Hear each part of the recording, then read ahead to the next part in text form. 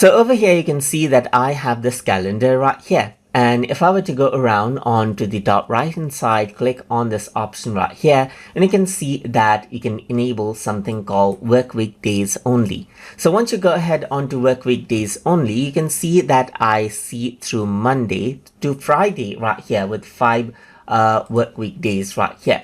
But we can also go around and define out the work week according to how we want. So to do that, you need to go around over here and define the work week days. And once you go ahead and do that, you get to the work week section right here. So now what you can do is you can go around and enable, let's say, for example, Sunday as a work week. And let's say your Wednesday is your holiday, Tuesday is your holiday right here.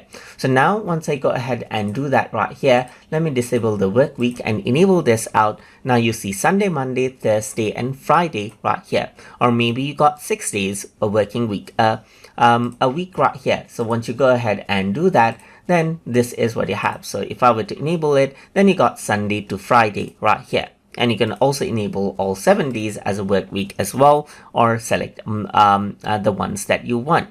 And you can also set the start week, as you can see right here. Like you can set the start week to Wednesday as well, and it'll rearrange out the work weeks accordingly right here, just like this as well.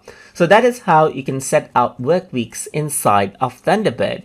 So if you guys learned something as always, and as always, please like, comment, share, and subscribe.